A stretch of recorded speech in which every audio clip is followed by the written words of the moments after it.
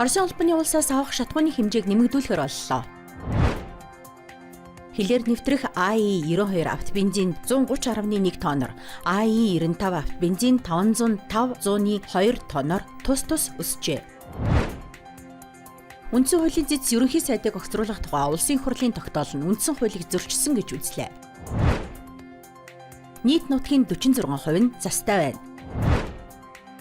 Азийн залуучуудын 3 дугаар наадамд манай улсын 14-өөс 18 насны 134 тамирчин оролцож байна. Манай улс Эрвсийн тоогоор дэлхийд 2 дугаарт ордог. Ice Global-ийн цөөн хормын мэдээ эхэлж байна.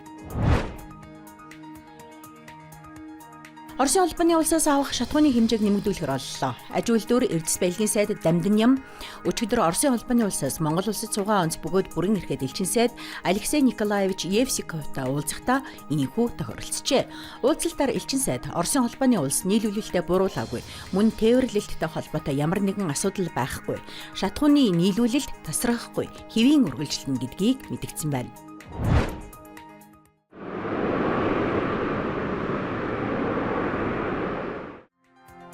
Энэ оны 10-наас 21-ний хооронд нефтийн бүтээгдэхүүн импортлогч аж ахуйн нэгжүүд АИ-92 автобензин 16,394.5 тонн, АИ-95 автобензин 563.4 тонныг гайлын бүрдүүлэлтэд мэдүүлжээ. Ингэснээр АИ-92 автобензиний тоо хэмжээ 130.1 тонноор, АИ-95 автобензиний тоо хэмжээ 505.2 тонноор тус өссөн байна. Дээрх хугацаанд буюу энэ сарын 20-нд гайлын баталгаа дагуулахын гайлын бүрдүүлэлт горимыг сонгон 294.9 тонн АИ-92 автобензинийг оруулжээ. Үндсэн хуулийн зэц ерөнхий сайдыг огцруулах тухай улсын их хурлын тогтоол нь үндсэн хуулийг зөрчсөн гэж үзлээ. Нэгдүгээрд улсын их хурлын чуулганаар төрийн байгуулалтын байнгын хорооны ерөнхий сайдыг огцруулахыг дэмжээгүй саналыг дэмжиж гэсэн саналын томьёололоор санал хураалт явуулсан нь үндсэн хууль зөрчсөн. Хоёрдугаард дэгийн тухай хуульд зааснаар 64 гишүүн хүрэлцэн ирснээр хуралдаан хүчинтэд тооцогдох боловч 52 гишүүн эрцээ бүртгүүлжээ. Энэ нь тус өдрийн хуралдаан хүчингү буюу болоогүйд тооцогдно. Эрц бүрдээгүй бөгөөд хуралдааны цагийг сунгах санал хураалт явуулаагүй болох нь дүрс бичлэг болон гэрчийн мэдүүлгээр нотлогдож байна гэсэн байна.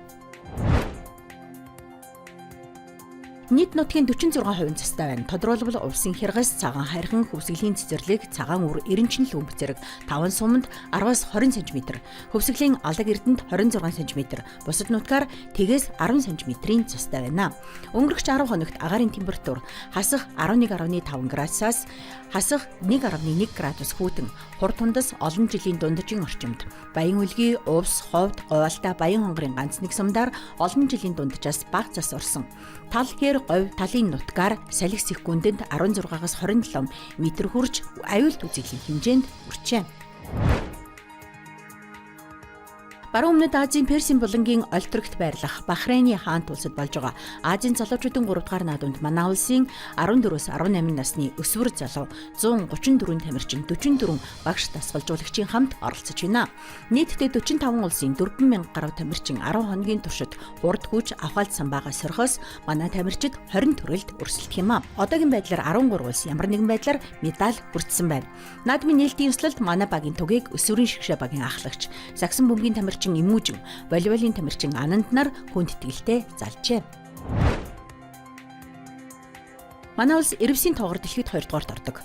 2021 оны судалгаагаар 1127 орчим эрвс бүртгэгджээ. Эрвс нь өвсөн тэжээлтэн амьтдын тоо толгойг хэд олширхоос сэргийлж, экологийн тэнцвэрийг хадгалдаг, ургамлын төрөл зүйлийг багасгах, хөрсний илэгдэл үүсэх, усны ихүүсвэр багасгах, бэлчээрийн экосистемд дороодох, мал амьтны халдвар төвчөнд дэгдгээс урьдчилан сэргийлдэг, байгальд онцгой үүрэгтэй амьт юм а.